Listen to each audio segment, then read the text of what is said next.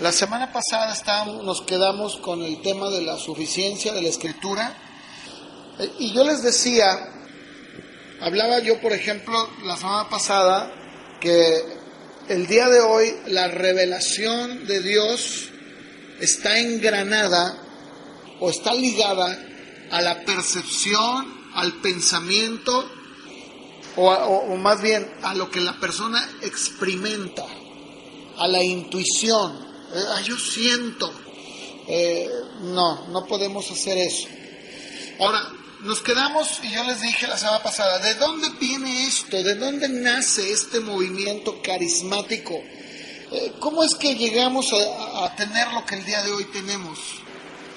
Porque miren, escúchenme, los primeros años de la iglesia cristiana, o sea, estoy hablando del tiempo apostólico, y después de los apóstoles no encontramos ninguna evidencia histórica de que los cristianos se dejaran guiar por la intuición.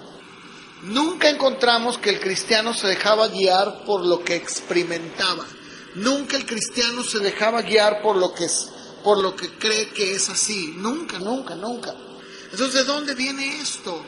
¿Cómo es que el día de hoy se ha metido dentro de la iglesia esta nueva percepción, esta nueva idea de que lo que yo siento y lo que yo vivo y lo que yo percibo y lo que hay, qué bien, pasé una experiencia con el Espíritu Santo? ¿De dónde viene todo esto? Bueno, históricamente podemos encontrar que algo llamado existencialismo ha entrado en la iglesia. Ahora, ¿qué es el existencialismo? Es el movimiento filosófico que funda o basa su conocimiento de la realidad sobre lo que puede experimentar de manera propia. A ver, voy a tratar de clarificar. El existencialismo dice que el conocimiento de la realidad está basado en lo que tú experimentas de manera personal. Por ejemplo, ya lo decía yo la semana pasada, Pablo nunca generalizó su experiencia con Cristo en el camino a Damasco, ¿cierto o no? Nunca. O sea, él nunca dijo, así como a mí Jesús me encontró y me vi una luz brillante y me caí al suelo y oí una voz que me dijo, Saulo, Saulo, ¿por qué me persigues? Todos van a sentir lo mismo, ¿verdad que nunca dijo eso? Nunca. Vimos la semana pasada que el apóstol Pedro en su epístola dijo, yo no les he dado a conocer la venida de Cristo con fábulas artificiosas, sino que yo mismo en el Monte Santo fui testigo de la gloria de Dios. ¿Se acuerdan de la transfiguración? Cuando dice que Jesús, viene Elías y Moisés y está Pedro, Jacobo y Juan ahí, ¿se acuerdan? Él habla de esto, pero él dice, pero tenemos la palabra profética más segura, a la cual hacemos bien en poner atención. El existencialismo no dice eso. El existencialismo dice, no, lo que tú,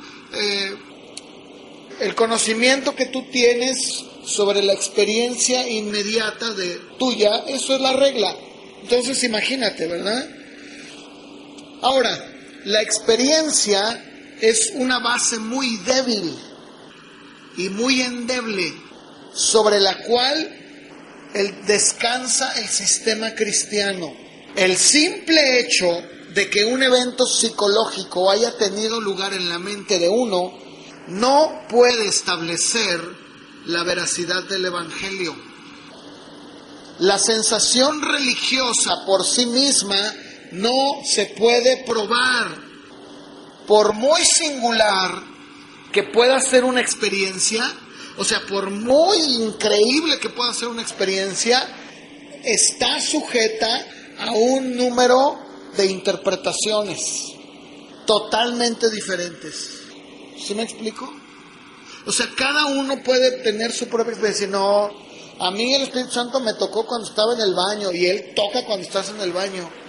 Otro dice, no, pero pues ¿cómo? Si yo me acuerdo que iba en el carro. Ah, no, ni tú ni Él. El Espíritu Santo toca cuando estás de rodillas. Y otro dice, no, es cuando ayunas. Uy, entonces cada uno da una interpretación de su experiencia totalmente diferente. Los que colocan su énfasis en un proceso subjetivo para validar, reducen el contenido de la revelación de Dios y la ajustan a su gusto.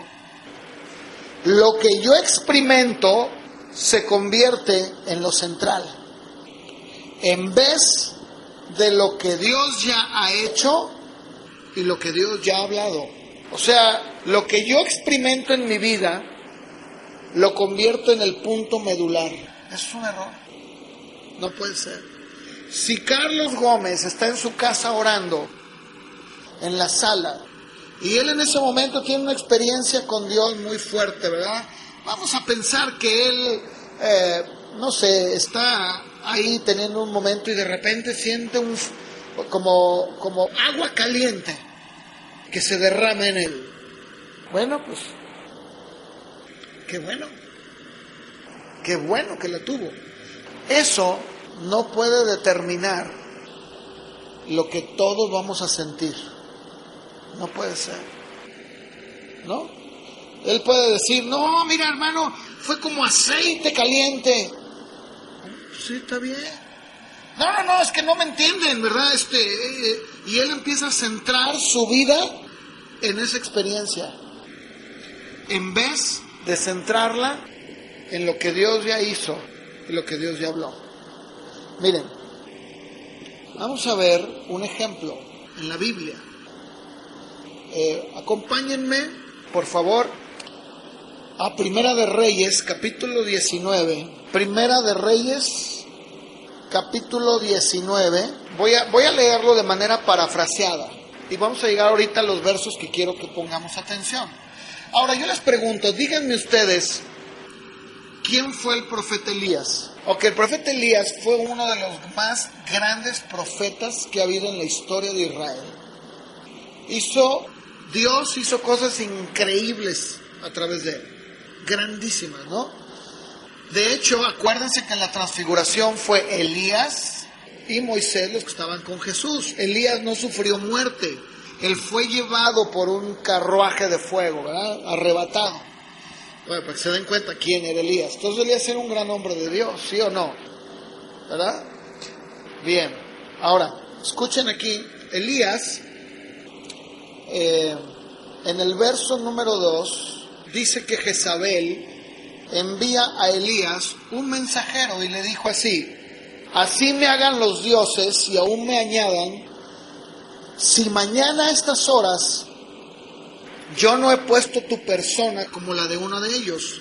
¿Como quién? Como los profetas de Baal, que los había degollado a todos, ¿verdad? Bueno, estamos de acuerdo. Luego dice 3. Viendo pues el peligro, Elías se levantó y se fue para salvar su vida. Vino a Beerseba, que está en Judá, y dejó allí a su criado, y él se fue por el desierto todo un día de camino. Se sentó debajo de un enebro, y deseando morirse dijo: basta ya, oh Jehová, quítame la vida, no soy yo mejor que mis padres. Se echó debajo del enebro y se quedó dormido, y luego vino un ángel, le tocó y le dijo: levántate, come. Miró y en su cabecera vio una torta cocida de pan sobre las ascuas, una vasija de agua, comió, bebió y se volvió a dormir. El ángel de Jehová vino otra vez y lo tocó y le dijo: levántate y come, porque un largo camino te resta. Se levantó, comió, bebió, se fortaleció con aquella comida, caminó 40 días y 40 noches hasta el monte de Dios, llamado Horeb. Allí se metió en una cueva donde pasó la noche. Y vino a él palabra de Jehová, el cual le dijo: ¿qué haces aquí, Elías? Él respondió: he sentido un vivo celo por Jehová, Dios de los ejércitos. Los hijos de Israel han dejado tu pacto, han derribado tus altares, Han matado a espada a tus profetas y solo yo he quedado y me buscan para quitarme la vida. Él le dijo, sal fuera y ponte en el monte delante de Jehová. Y he aquí Jehová que pasaba, y un grande y poderoso viento que rompía los montes, quebraba las peñas delante de Jehová, pero Jehová, ¿qué? No estaba en el viento. Y luego sigue diciendo, tras el viento, ¿qué venía? Un terremoto, pero Jehová no estaba en el terremoto. Tras el terremoto, un fuego, pero Jehová no estaba en el fuego. Y tras el fuego, un silbo apacible y delicado. Y cuando lo oyó Elías, cubrió su rostro con su manto, salió, se puso a la puerta de la cueva, y he aquí que vino a él una voz diciéndole, ¿qué haces aquí, Elías? Y le vuelve a responder lo mismo que dijo hace un momento. Yo pregunto, ¿qué experiencia tuvo Elías? ¿No tuvo una de las experiencias más grandes que hay? Pero fíjense, dice que primeramente viene un gran y poderoso viento que rompía las peñas. ¿Te puedes imaginar esa experiencia? Sin embargo, a pesar de todo eso, Dios no estaba allí, ¿verdad? Y después dice que tras el viento tan fuerte, viene un terremoto. ¿Te imaginas un terremoto, lo que era? Y después viene un fuego tremendo, y cualquiera diría, ya llegó el avivamiento. Fuego, fuego, ¿no? Dice, pero Dios no estaba en el fuego. Cuando viene un silbo apacible y delicado, Elías entiende, se cubre y dice no. O sea, todas estas experiencias pentecostales no son más que... Esto sí es en serio. Él discernió cuál era en realidad la voz de Dios, dónde estaba Dios y dónde no estaba. El día de hoy nos dejamos guiar por todas las experiencias sobrenaturales que hay, sin ponernos a pensar que en ninguna de ellas, por muy grande que sea, está Dios. Y donde sí está, es donde a veces no le ponemos atención. Porque Él está en el silbo apacible y delicado, donde te habla en lo íntimo. David dice, tú amas la verdad en lo íntimo y en lo secreto me has hecho entender sabiduría. Pero, ¿qué sucede el día de hoy? Que nosotros trasladamos la experiencia. Por eso les dije, yo creo que estas experiencias, si las hubiera tenido un predicador pentecostal, las predicaría todo el tiempo, ¿verdad? Y diría, a ver, aquí está el fuego, a ver, ya hay un viento fuerte, ¿verdad? Y dice, sí, pero Dios no está ahí. Hay un temblor, y empezó a temblar, ¿verdad? Dice, sí, pero Dios no está ahí. Hay un fuego, sí, pero Dios no está en el fuego. Y cuando viene Él lo entiende y dice, se cubre de la santidad de Dios. Dice, no, Señor, ¿verdad? Le pregunta, ¿qué haces aquí?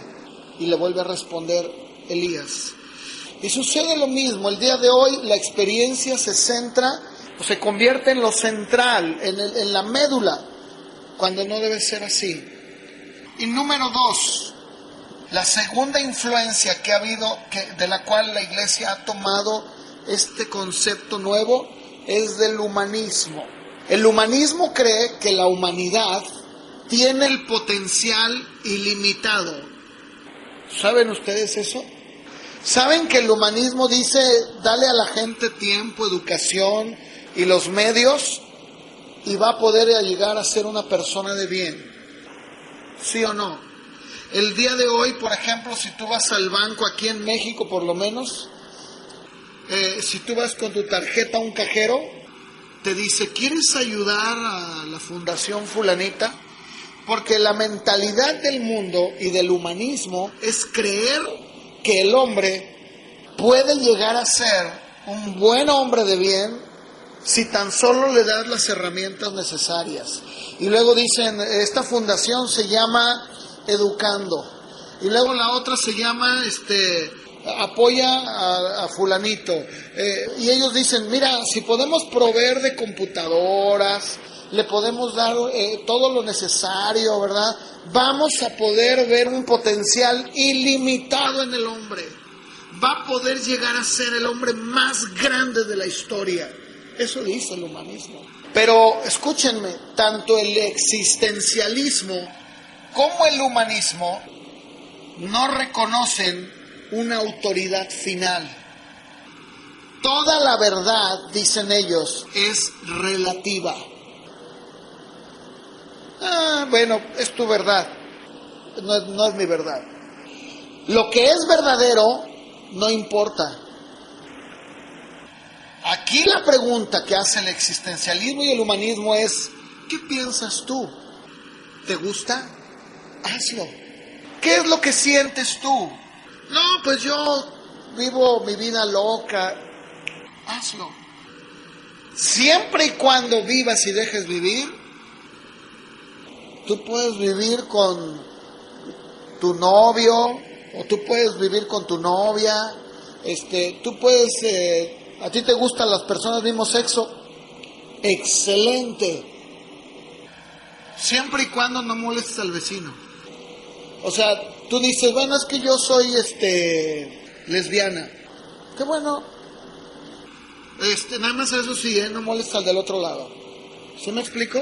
Eso es exactamente. Miren, acompáñenme al libro de Jueces, por favor, capítulo 21, verso 25, porque tanto el existencialismo como el humanismo no reconocen absolutos, no hay absolutos. Por ejemplo, en la televisión, al menos aquí en México, dicen, la verdad es relativa. ¿Se lo han visto? La única verdad es lo que tú crees. Lo que tú crees, eso es. ¿Qué dice Jueces capítulo 21, verso 25? Yo les pregunto, ¿qué es lo que dice el libro de Jueces 21, 25? En esencia, mira, tú haz lo que tú quieras, métete lo que quieras, siempre y cuando ni impongas nada, ¿no? Haz lo que tú quieras.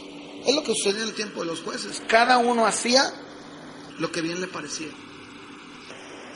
La gran mayoría de las sectas orientales, como el hinduismo, budismo, la nueva era y todas sus ramificaciones como la yoga, es lo que hacen.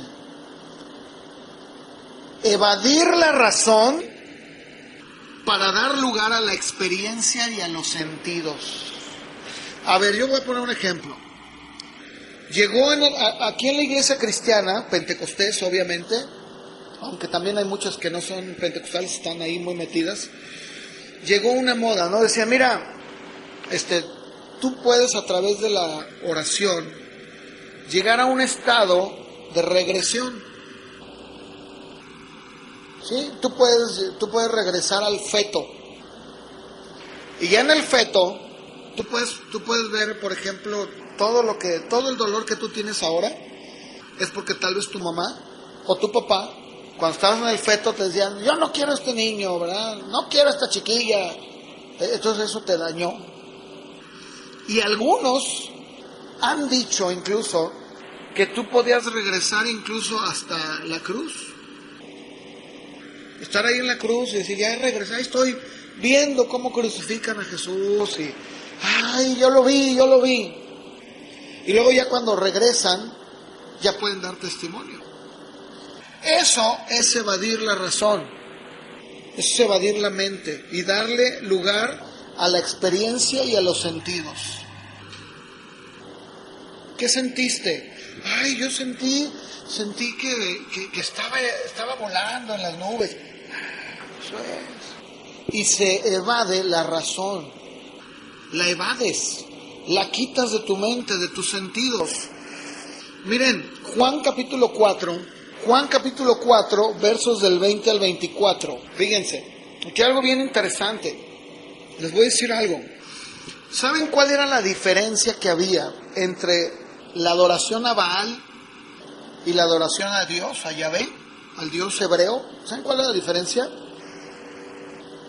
La diferencia estaba entre la adoración a Baal estaba centrada en lo que sentían, en el momento, en la experiencia. Mientras que la adoración a Dios o al Dios hebreo estaba aproximarse a un Dios cuya voluntad estaba expresada en leyes que eran entendidas, conocidas y obedecidas. ¿Te das cuenta la diferencia? La religión y la adoración a Baal estaba centrada en la experiencia, en lo que siento, en lo que yo puedo percibir de mi experiencia. Y la experiencia puede ser un instrumento peligroso en las manos de Satanás. Él se deleita en que los cristianos busquen experiencias y quiten el énfasis en la palabra de Dios. A ver, de acuerdo a Juan 4:20 al 24, ¿cuál fue el énfasis que Jesús le da a la adoración?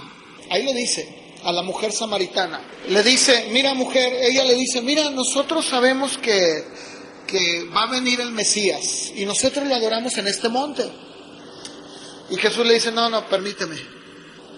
Mujer, la hora viene cuando ni en este monte ni en Jerusalén van a adorar al Padre, porque ustedes adoran lo que no saben, porque la salvación viene de los judíos, ¿verdad? Y luego le dice,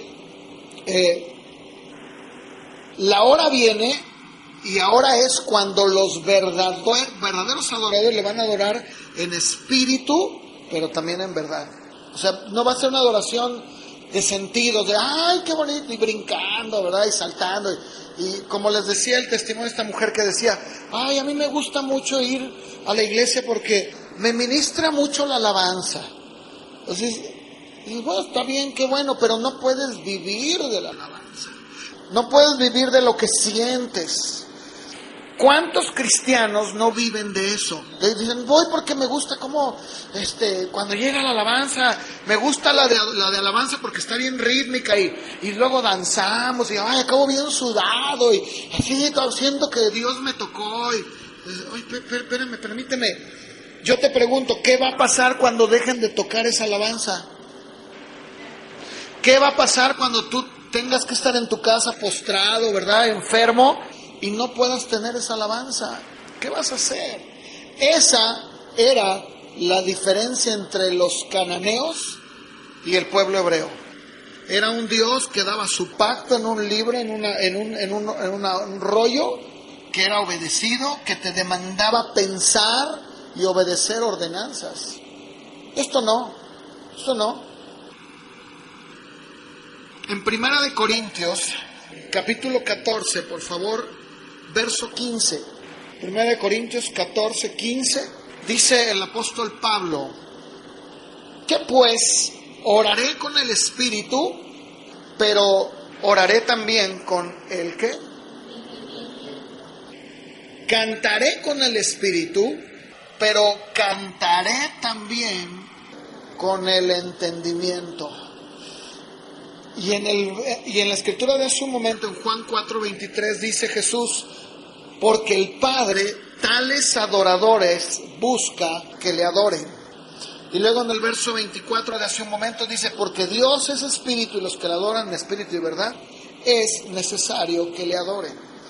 Nuestro acercamiento y nuestra adoración a Dios no puede ni debe de estar basada únicamente en el espíritu. Tiene que ir acompañada de la verdad. Tiene que ir acompañada del entendimiento. Cuando nosotros perdemos esto, nos convertimos en víctimas del espíritu que quiere experimentar todo. Misticismo, existencialismo y el humanismo han invadido la iglesia de los últimos días. Las experiencias pueden ser provocadas por fenómenos psicológicos, fisiológicos o demoníacos. La única prueba real para cualquier experiencia es esta. ¿Cuadra con la palabra de Dios? ¿Puedo yo comprobarla de manera objetiva con la palabra de Dios? Cuando nosotros edificamos una teología sobre lo que sentimos o lo que yo percibo, edificamos sobre la arena. Mateo capítulo 7, verso 24 al 27, Jesús habló de esto. Mateo 7, versos del 24 al 27, escuchen lo que Jesús dijo cuando él, si ustedes leen el contexto, en Mateo capítulo 5, Jesús empieza a hablar sobre las bienaventuranzas que conocemos el día de hoy. Y él termina, capítulo 5, 6 y 7, termina con esto en el verso 24. Jesús dice: cualquiera pues que me oye estas palabras y las hace, le compararé a un hombre prudente que edificó su casa sobre la roca. Descendió lluvia, vinieron ríos, soplaron vientos y golpearon contra aquella casa y no cayó, porque estaba fundada sobre la roca. Pero cualquiera que me oye estas palabras y no las hace, le compararé a un hombre insensato que edificó su casa sobre la arena. Descendió lluvia, vinieron ríos, soplaron vientos y dieron con ímpetu contra aquella casa y cayó, y fue grande su ruina. Déjame decirte algo, la palabra que usa ahí el Mateo de prudente es phronimos. Y esa palabra significa alguien prudente o sensato. Pero escuchen, es una persona que tiene una sensatez en su vida práctica. Es alguien que es prudente, pero en su vida, cada día. No es alguien que de repente le llegó la prudencia, es alguien que la vive. El diccionario dice de prudente: alguien que actúa con moderación y con cautela. Yo les pregunto, el día de hoy, ¿se actúa con prudencia, con moderación dentro de la iglesia? Claro que no. Tenemos un montón de gente que está diciendo tonterías en un púlpito y toda la gente está diciendo: sí, amén, gloria, sí, cierto. No hay prudencia, no existe moderación. Es decir, a ver, esto que dice no me cuadra. O sea, eso que está diciendo no cuadra con la Biblia. O sea, su vida, su testimonio, ¿verdad? Lo que está diciendo es no. Incluso, fíjense, sensatez. La palabra sensatez significa cuerdo, de buen juicio. El día de hoy necesitamos gente cuerda. Lo que les decía hace un momento, este hombre que dice que hay una pepita de oro en su iglesia y que valen miles de dólares, o sea, eso es no estar cuerdo. Eso es no tener buen juicio, eso es no tener moderación, eso es no tener cautela. Miren, escuchen, una persona insensata, o sea, voy a ver ahora el otro lado. La palabra griega que usa Jesús, o que usa Mateo para decir insensato, es moros. ¿Y saben qué significa? Cuando dice, yo lo comparé a un hombre insensato, significa obtuso, tonto, estúpido, ignorante. ¿Saben lo que significa obtuso? Tardo en comprender. ¿Saben que la palabra tonto significa falto o escaso de entendimiento o razón? Eso lo dijo Jesús. Un hombre que es así es un tonto. O sea, alguien que no tiene, ¿verdad? Ignorante, alguien que no tiene noticia de nada, o sea, está ahí nada más, ¿verdad? Miren, esta palabra es muy fuerte y la usamos de una manera muy fuerte, pero es muy cierta, su definición. Estúpido, falto de inteligencia. Toda esa gente que escucha un montón de herejías y que no las discierne, que no es prudente, que no dice, caray, pues como que esto no, es alguien falto de inteligencia. Ahora, yo les hago una pregunta. ¿Qué vale más? ¿Tu experiencia, lo que tú vives, o la palabra de Dios? ¿Qué vale más? El Señor Jesús dijo en San Juan 17:17, vamos a leerlo por favor. Dice Jesús, santifícalos en tu verdad. Tu palabra es verdad. Juan 8, 31 y 32, por favor. San Juan capítulo 8, versos 31 y 32. Le dice Jesús a los que habían creído en Él, si ustedes permanecen en mi palabra, serán verdaderamente mis discípulos.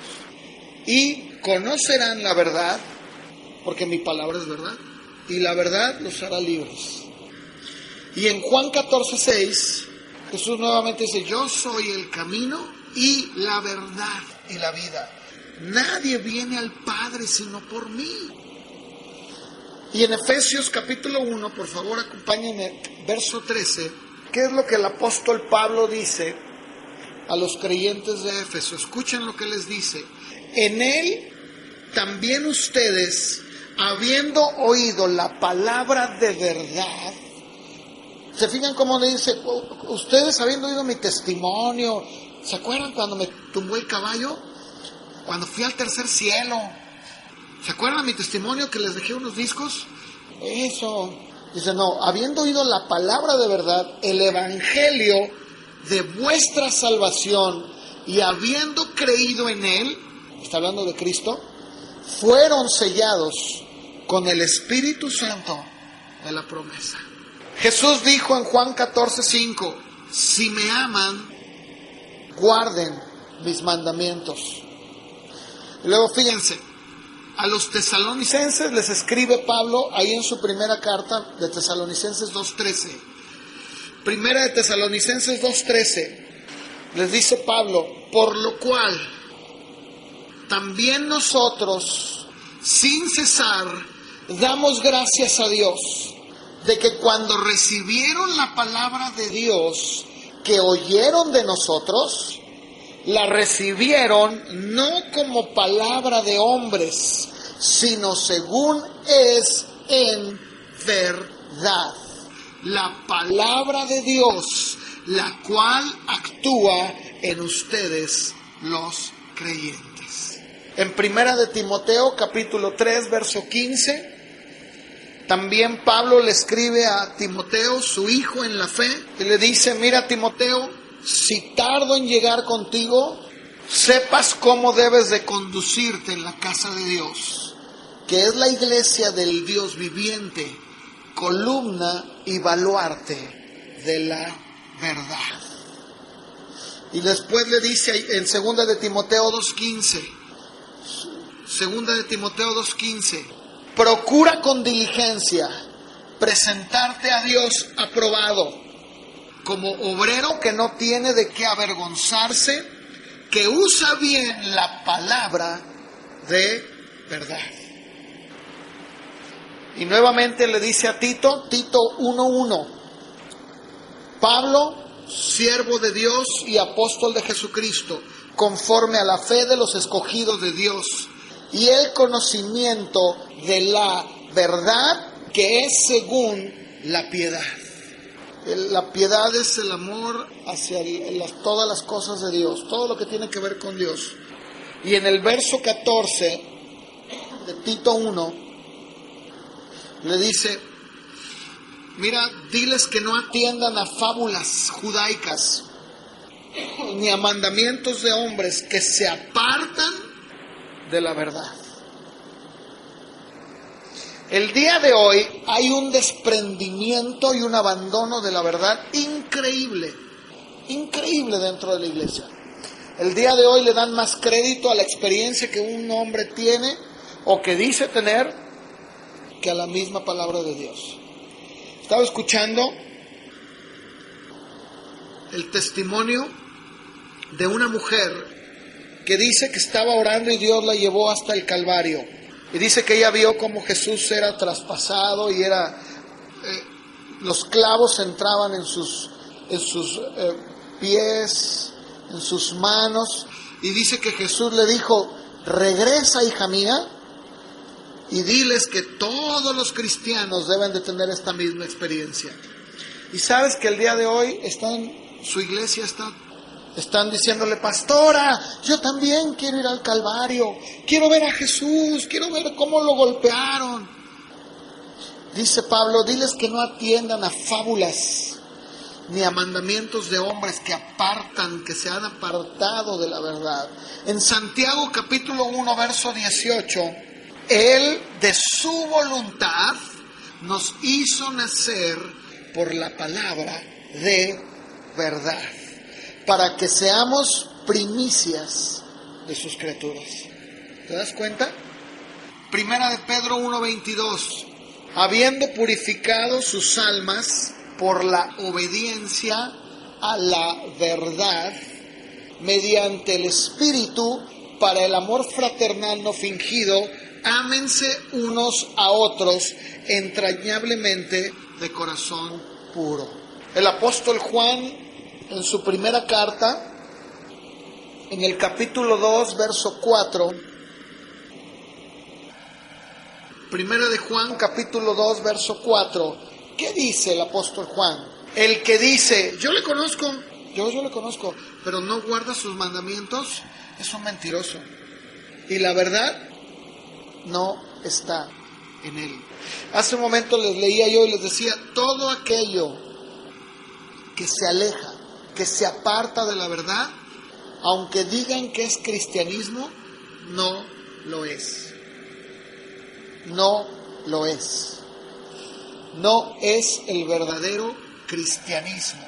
En la misma carta de Primera de Juan, en el verso 21, dice: no les he escrito como si ignoraran la verdad, sino porque la conocen y porque ninguna mentira puede proceder de la verdad. No puede ser.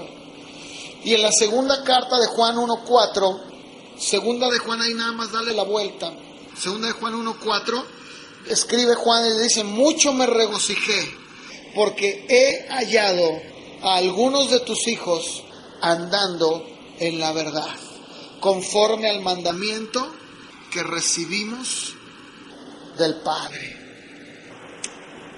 Escúchame, la madurez, la santificación y todas las experiencias legítimas dependen de la verdad de la Escritura. El verdadero crecimiento en gracia no se obtiene mediante experiencias. El día de hoy la iglesia cristiana está perdiendo la batalla por la Biblia, porque muy pocos cristianos son como los de Berea. Yo lo leía esto ya. Tenemos que comprometernos a escudriñar la Escritura, dejar que nuestra experiencia de la palabra venga de allí, no de las emociones internas, no de los fenómenos sobrenaturales, no de evidencias engañosas o indignas de confianza.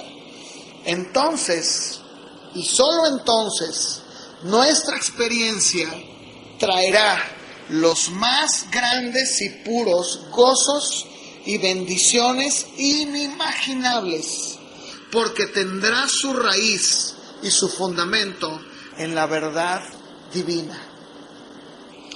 Primera de Timoteo, capítulo 6, verso 3, por favor, y 4. Primera de Timoteo, capítulo 6, verso 3 y 4. Escuchen esto es bien tremendo. Dice: si alguno, y dice, cuando dice si alguno, no está diciendo todos menos yo. No dice eso Pablo, ¿verdad? Si alguno, quien sea, en Gálatas, no lo busquen, en Gálatas 1, Pablo dice: si aún yo mismo les predico otro evangelio del que han oído, sea anatema. Aquí Pablo está diciendo: si alguno enseña otra cosa y no se conforma a las sanas palabras de nuestro Señor Jesucristo y a la doctrina que es conforme a la piedad, está envanecido, nada sabe, delira acerca de cuestiones y contiendas de palabras de las cuales nacen envidias, pleitos, blasfemias y malas sospechas. Déjenme leerles esa misma escritura, pero lo voy a leer en otra versión, que como que se clarifica un poquito más. Miren, en palabra de Dios para todos, algunos enseñan ideas diferentes que no están de acuerdo con la verdadera enseñanza de nuestro Señor Jesucristo, la cual conduce a una vida recta, dedicada a Dios. Esos maestros se enorgullecen de lo que saben, pero realmente no saben nada. Están obsesionados con cuestiones y discusiones que resultan en envidias, conflictos, insultos, malas sospechas y peleas constantes. Tienen una mente perversa, terminan alejados de la verdad y piensan que la vida dedicada a Dios es solamente una manera de ganar dinero. ¿Así o más claro? Miren, me regalaron este libro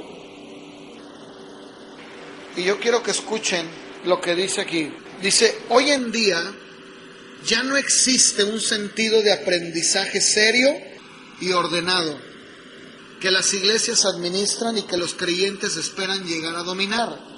Hemos perdido el sentido de cualquier aprendizaje serio y ordenado para los creyentes. Se ha reemplazado con material superficial, de tal manera que es individualista y necesita ser dirigido. Demanda muy poco análisis y exigencia de sus aprendices. El llenar espacios en blanco es el nombre del juego. La iglesia está casi fuera del cuadro. La experiencia personal y la reflexión del enfoque devocional diario han reemplazado el aprendizaje ordenado y riguroso. Cualquier teología es comprendida como irrelevante. Cualquier mandato se acepta como teórico. Mark Knoll, en su poderosa sentencia llamada El escándalo de la mente evangélica, dice: creo que nos tomará 100 años enseñar a los creyentes a pensar nuevamente. Os Guinness escribió correctamente diciendo: tenemos cuerpos en forma y mentes obesas. Los evangélicos ya no piensan. Esto debe cambiar si vamos a vivir vidas productivas y en santidad. Y si pensamos impactar al mundo que nos observa y a nuestros hijos que observan con las buenas nuevas de Jesucristo. La iglesia ha perdido por completo la brújula de la verdad de Dios. Y se ha enfocado únicamente en las experiencias, en lo que siento, en lo que percibo, en lo que yo creo que es Dios. Es un terreno bien peligroso. ¿Cuál debe ser nuestra responsabilidad? El ser amantes de la verdad, tal como está escrita. Ponte de pie. Vamos a orar, por favor. Mira, yo quiero que hagamos algo. Yo quiero que tomes ahí a la persona que está cerca de ti. Toma a alguien que esté cerquita y vamos a orar. Pero yo te voy a pedir que oremos, que tú ores y que le pidas a Dios, que le digas: Señor, mantén el corazón de mi hermano, de mi hermana recto, que no se aparte. Y dile: Señor, yo sé, miren, esta oración no cambia nada, O sea, esta oración no es mágica, pues. O sea, cada uno sabe si se desvía o no. Pero vamos a orar, Señor, ayúdale. De verdad, haz que sea una amante de tu palabra. Que todas las experiencias que pueda tener en su vida las pueda aterrizar en el terreno de la palabra. Y que nunca se deje mover por lo que cree o se imagina, sino que toda su vida esté centrada en tu palabra. Vamos a orar. Toma a alguien ahí. Guíanos, Señor. Decía el salmista, lámpara es a mis pies tu palabra y lumbrera a mi camino. Decía también, en guardar tus mandamientos hay un gran galardón. Ellos nos amonestan, nos corrigen, nos guían, como dijo el apóstol Pablo, la palabra de Dios es inspirada y es útil para corregir, es útil, Señor, para instruir, es útil, Señor, para podernos guiar, para podernos enderezar. ¿Qué es lo que la palabra griega quiere decir? Que nos endereza, nos vuelve a nuestro estado otra vez. Padre, te pedimos que nos ayudes a amar tu palabra sobre todas las cosas. En el nombre de Jesús, Señor, te lo pedimos. Amén.